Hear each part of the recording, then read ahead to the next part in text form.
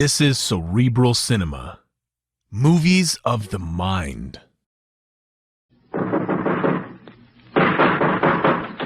the matter? What is it? Another case for Nick Carter, master detective.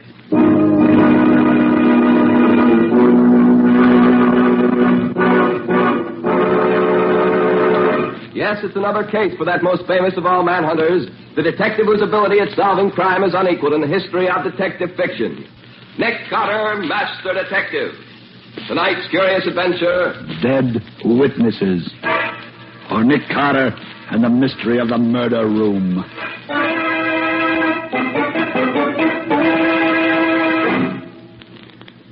How about having me lunch with me in an hour or so, Pete? I haven't seen you in a dog's age. Oh, swell, Nick. Where can I meet you? Well, suppose we get...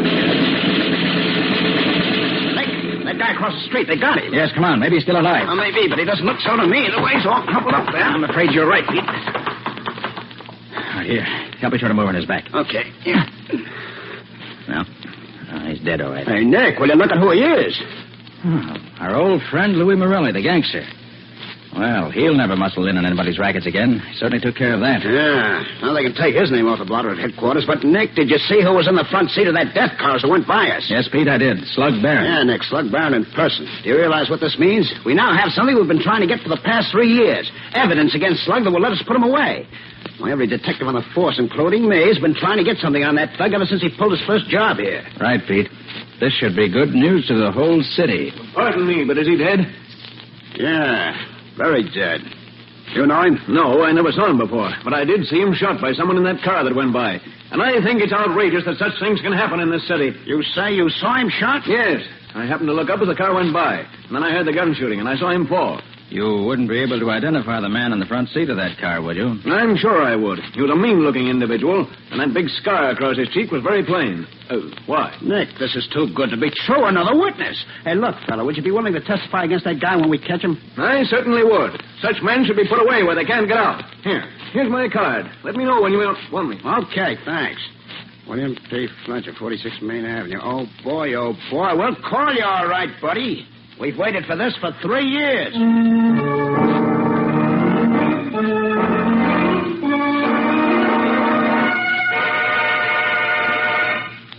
Nick, that's the best news I've had in this department in years. Have you picked up Slug yet, Riley? Oh, but the boys will be in with him any minute now. And then with 3 honest-to-goodness witnesses against him, we'll put him in the chair and strap him down tight. And that'll be a happy day in my life. I know just how you feel, Riley. That's been... Yeah? Just got a report that a man was knocked down and killed by a truck over on the east side about 2:30 this afternoon. Huh? Apparently an accident, although the body was pretty badly smashed up. I thought you'd like to know. And why did you think I'd like to know? Because the guy has been identified as William P. Fletcher of 46 Main Avenue. William P. Fletcher.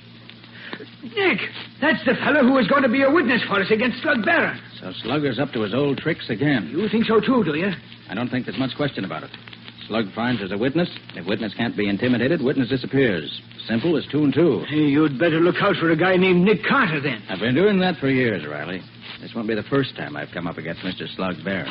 Hey, Chief. Huh? Look, we've combed this whole town from end to end, including up and down and sideways, and there ain't a sign of Slug anywhere. What do you mean there ain't a sign of him? There's got to be. He ain't left town, has he? Well, I don't think so, but we can't locate him. Him or the death car, and nobody knows anything about him either. Well, if they do, they won't talk. Which is nothing new. Well, if Slug's still in town, Pete, and you guys don't bring him in the next 24 hours, you can turn in your badges. Okay, Lieutenant, I'll do my best. Your best ain't good enough. You gotta do better. Can you beat it, Nick? For 3 years, this Slug Barron has been head man in the city. For 3 years, me and him has been at it tooth and nail. He's been the head of every big racket we've had. Why, we've arrested him 20 times, and 20 times we've had to let him go because we couldn't prove nothing on him. And every time we let him out of here, he laughs in my face. Now he kills this Morelli, and 3 witnesses see him do it, and they're willing to testify. And suddenly, 1 witness is killed, and we can't find Slug anywhere. No. Calm down, Riley. Your biggest job right now is to keep your witnesses alive until you do find Slug. We'll still hang it on him with you and Pete as witnesses, even if he did get rid of Fletcher. Now, look, Nick, wouldn't you like to get after Slug yourself? Why? You could call it self-protection, Nick. Don't forget you're a witness now, too. Okay, Riley. Since you put it that way, I'll do what I can to get Slug for you.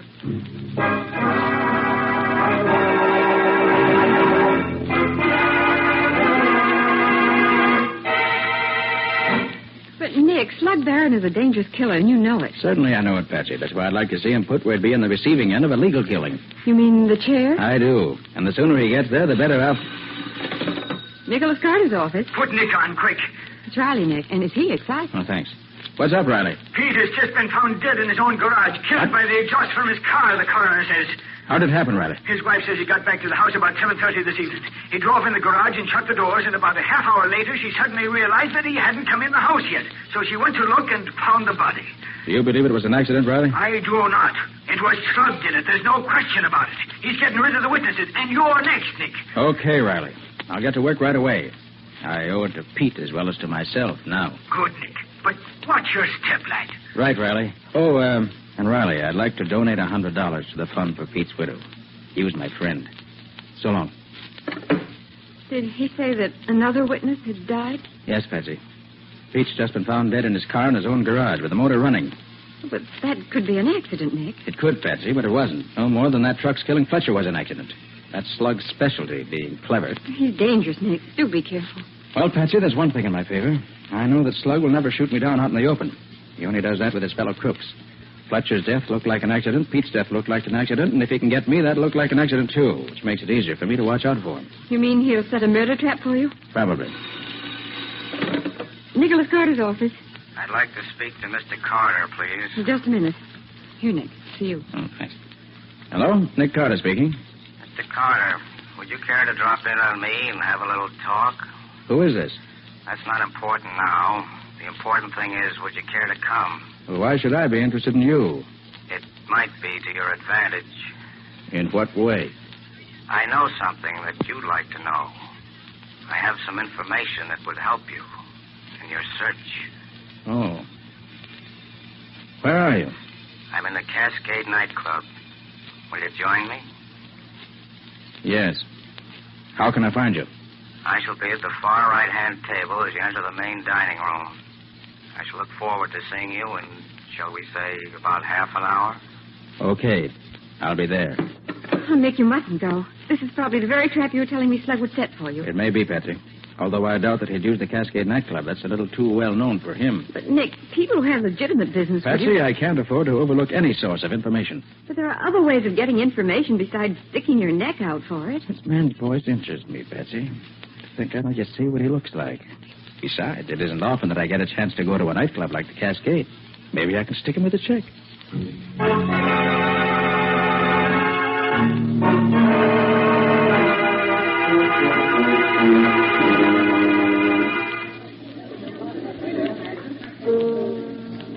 evening, Mr. Carter.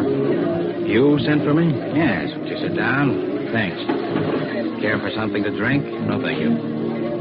Cigarette? No, thanks. Just interested in business, huh? Well, maybe I can help you with some information I happen to have. Yes? Mr. Carter, would you like to put your hands on Slug Barron? I'm afraid I don't understand you. No? I think you do. Let me put it in another way. If you live long enough to get your hands on Slug Barron, it means the electric chair for him. But I happen to know that your chances of living are none too good right now either.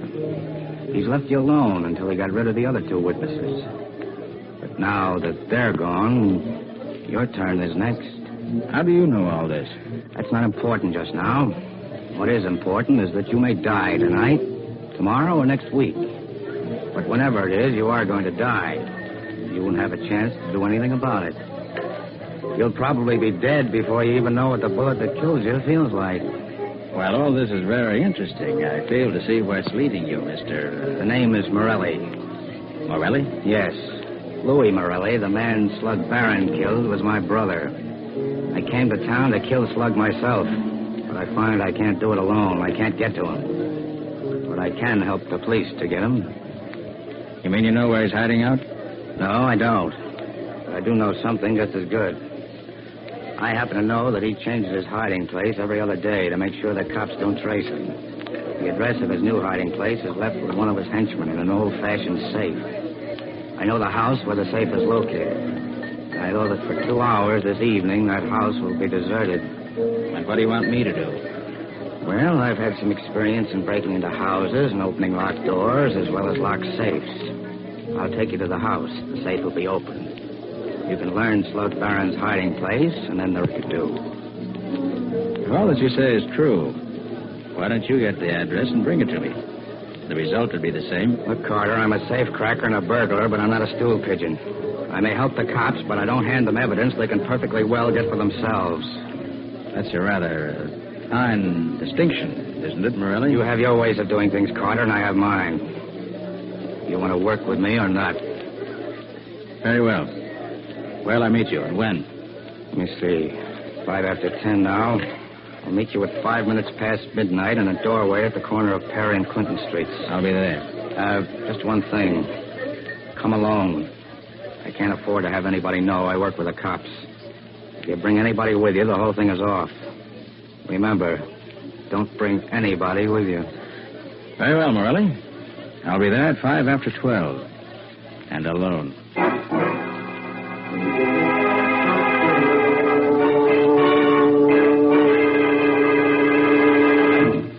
Now, wait till I get a pencil here. All right. Go ahead, Nick. What's he look like? Medium height, black hair, blue eyes, little mustache. Weighs about 135 pounds. Parts his hair way over on the left side. Scar on back of the right hand. Nose has been broken and fixed up. Yeah. You know him? Well, not offhand, Nick. But if he's in the gallery, I'll get him for you. Is there anything else? Not now, Riley. Meet me in a half hour at Daly's lunchroom. And where is Daly's lunchroom? Out on Palmer Avenue, near the city line. But, Nick, that's 3 miles from here. Right. Daly's is far enough out so that nobody's going to bother us. I'll meet you there in half an hour. Okay, Nick, okay. I'll be there. I don't know. Sometimes I can't figure that guy Carter out at all.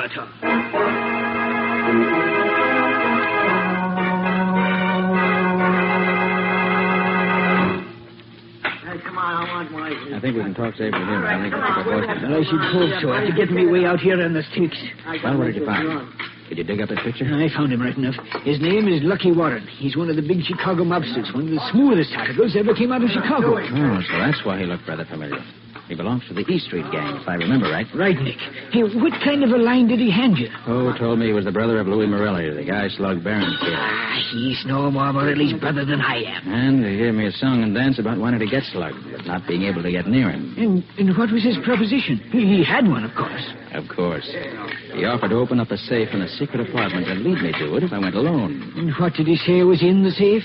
The address at which we could find Barron for the next 2 days. That's a hot one. What a phony setup that is. Why, that's nothing but a murder trap, Nick. Why, when you walked into that room, you'd be riddled with bullets like a sieve. You may be right, Riley. Maybe you're right. Maybe I'd never get any further than the door of the room. But on the other hand, we've been chasing Barron for 3 years now. If we should have him cornered... Cornered me, aye. He's setting a trap to corner you. You can't be sure, Riley. It might work out. Work out? Nick, I've fought with you many a time in the past, and if the Lord spares me, we'll fight together many a time in years to come. But I think too much of you to see you walk into a house where you can't live 5 minutes. 5 minutes. I could only be sure that I could live for 5 minutes after I walked in. Nick, is there anything the matter with you? Are you nuts or something? No, Riley, I think not. I think I have an idea. It might work. And it might not. And you might live and you might not. Don't you see, Riley? That's true even if I don't walk into this trap of his. If it doesn't get me one way, he'll get me another. My only chance to stay alive is to get him first. And this plan of mine may be the answer. But Nick, you know you can't... Hold your tongue, Riley, and listen while I tell you my idea, because I'm going to need your cooperation as I never needed it before. Now, here it is.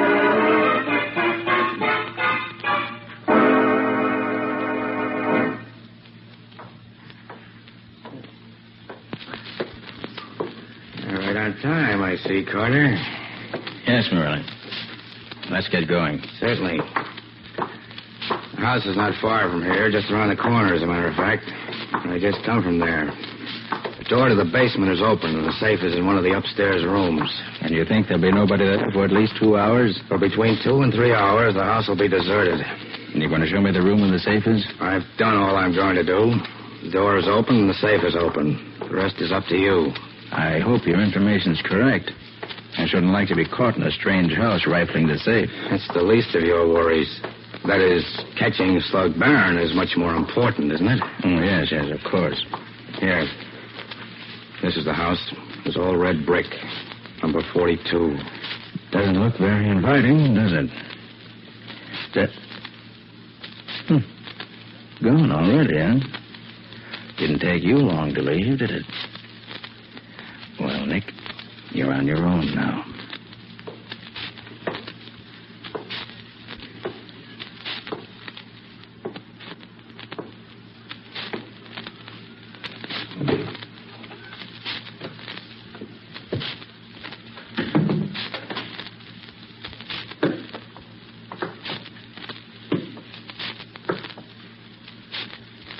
Nothing here in the basement to interest me. Yeah, glad I thought to put new batteries in this flashlight tonight.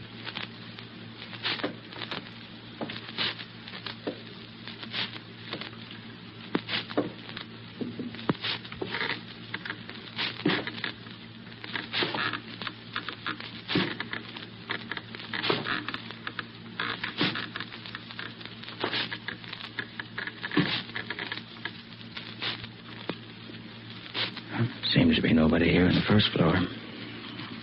Must be all up on the second floor where he said the safe is.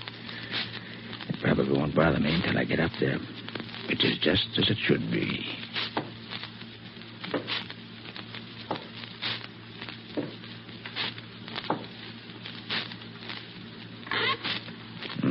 Must be in the living room.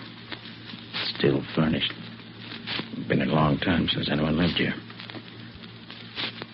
This'll do well enough for what I want. Have a cigarette, Nick? Oh, yes, thanks. Have another cigarette, Nick? Why, yes, thanks. Won't you have another cigarette, Nick? Why, yes, thanks, I will. Now. Sounds as if they're getting nervous upstairs. Now, don't worry, friend. I'll be up in just a minute.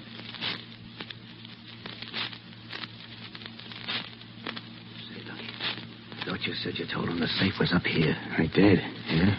And what the deuce is he doing down there? Oh, I know. I still think you should have brought some of the boys to help you. Somebody afraid of him? He's no pushover, I know that. You guys are quiet. Here he comes now. Get set, Lucky. These are the creakiest stairs I ever heard.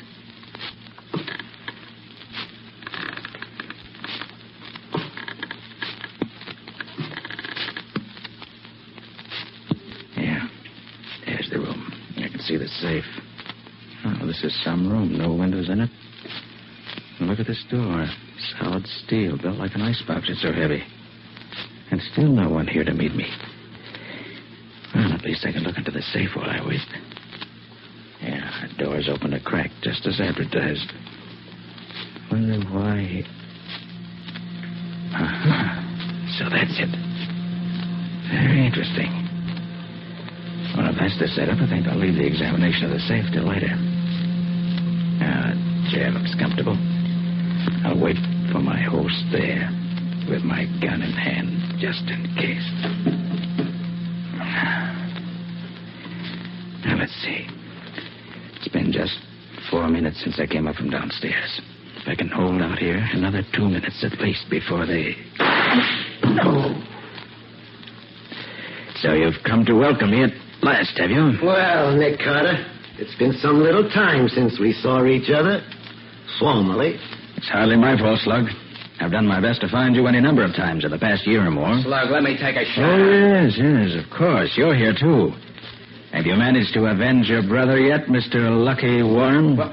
How the devil are you... Quiet, Lucky. Come in and close the door. Don't forget you're only a guest at this party. Look, Slug, let's get this over with. Fooling around with Nick Carter is dynamite. I don't really see why you should feel that way, Lucky. Nobody knows where I am, so nobody's going to interfere with you.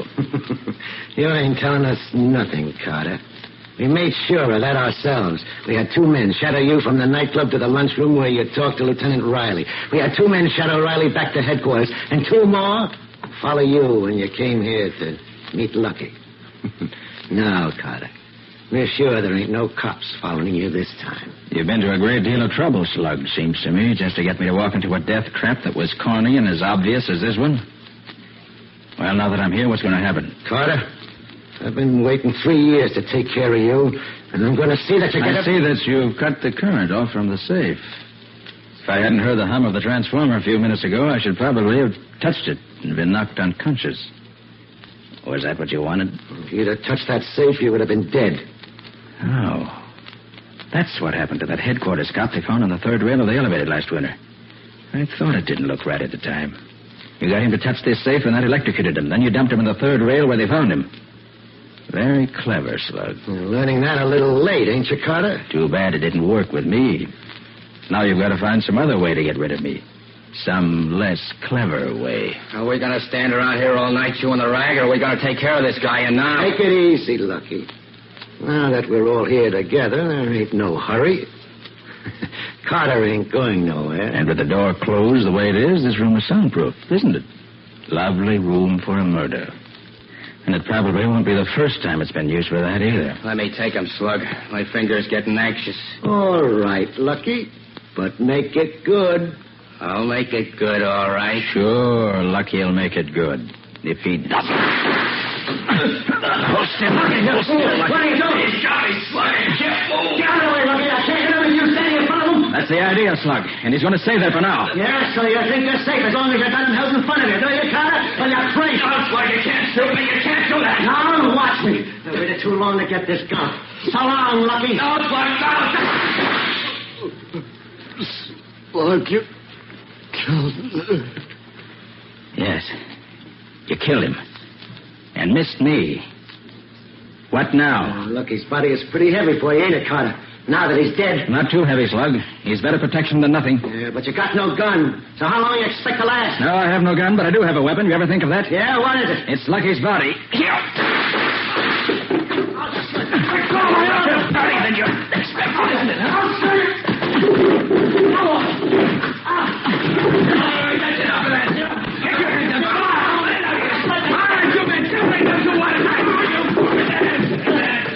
All right, now put the cuffs on that mug and guard him with your lives. Take him down to the wagon. Thanks, Riley. I'm about all in. Don't know why I feel so weak. Are you hurt bad, Nick? No. Just a scratch on the head. It's nothing. Oh, nothing, is it? Sure, it's bleeding enough for two men. Hey, get the doc up here on the double. Okay, sir. How about that hole in your shoulder, Nick? I suppose that's nothing, too. You almost did for me, Riley. I was afraid I wouldn't be able to hold him for you. Hold him, did you say? Sure, Nick, you done noble. Nobody could have done better, or even half as good. I'm proud of you.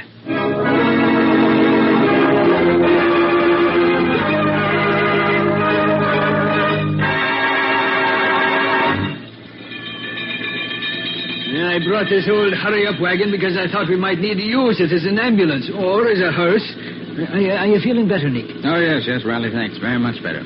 Sure, Nick, you scared me out of 10 years' growth this night. Oh, you got your killer, didn't you? Oh, sure, I got him after he almost got you. Oh, what a fool you were to walk into a trap like that, Nick. Perhaps you're right, Riley. Somebody had to get slugged. I hoped I'd be able to take care of myself once I got in the trap, but as it turned out, I was getting pretty weak from loss of blood. I'm darn glad that you didn't arrive any later than you did. You're a lucky guy, Carter. I'd have killed you if those guys hadn't butted in. Well, you didn't. So that's that. That's that, he says. Just like that. What a man. Look, Carter, these guys didn't follow you up to this house. I know that. How did they know where you was? Curious, huh? All right, I'll tell you. When I was talking to Riley last evening, some fire engines went by. They gave me an idea. We knew that this house of yours had to be in this district somewhere. And we knew that around here, everybody's so afraid of fire, they'd report even a suspicion of one. So I had Riley wait with the fire chief at the nearest fire station for the alarm. When they got the alarm, they knew where I was. And they came running. When they got what alarm? The alarm one of your neighbors sent in when he saw the fire. What fire? I don't know nothing about no fire. It was a good fire, Slug, while it lasted. But the boys from the firehouse put it out as soon as they got there. Where was this fire? Well, Slug, it was like this. When I stopped in the living room on the first floor of your house tonight, I lighted 3 cigarettes. I put a pack of matches under the curtains in each of the 2 windows and laid a cigarette across each pack of matches so they would burn for a couple of minutes before it set off the matches. Then I did the same with a third cigarette and a third pack of matches, putting them under some dry stuff I piled up under the desk. And when the matches went off, they set fire to the curtains and the other stuff and started a nice little conflagration. And within 2 minutes, somebody phoned in an alarm just as we figured they would. It was a grand scheme, and Nick here thought it up all by himself. Look, Mr. Brains, why didn't you just set fire to the house and not bother with all that trick stuff with the cigarettes and matches? Oh, if I'd done that, Slug, you and your pals would have smelled the smoke and beat it before we could stop you. But I figured that by having the fire start after you and I got together, you'd be too busy to notice it until it was too late. Of course, I wasn't there till it was all over, but judging by the results, that's exactly what happened. Yeah? It's too bad the house didn't burn down with you in it, Carter. That was one of the chances I had to take. But it was worth anything to get you out of circulation. Which will be just as soon as we can get the electric chair dusted off for you, Slug, me boy. Exactly. The murder trap you set for me turned out to be a death trap for you, which is certainly poetic justice.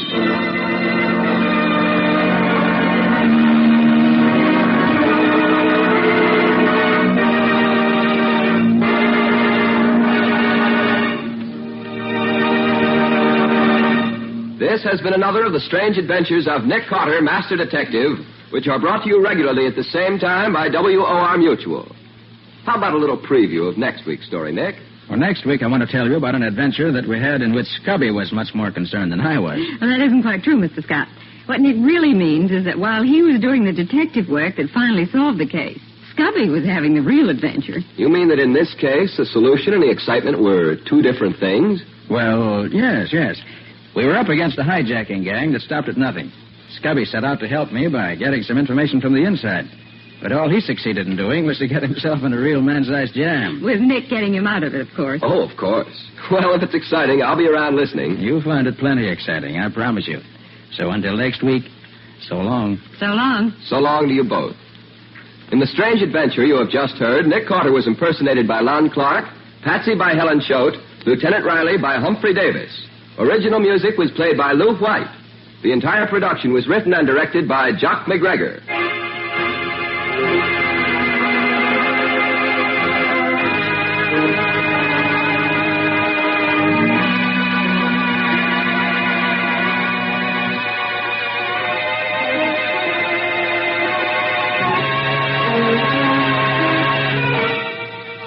Next week at the same time, listen to another curious experience of Nick Carter entitled Death in the Pines, or Nick Carter and the Mystery of the Murdered Driver.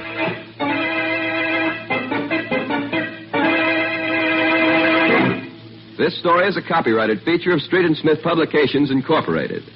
The Return of Nick Carter is produced in the studios of WOR and is broadcast over most of these stations every Saturday evening at 7 o'clock Eastern War Time.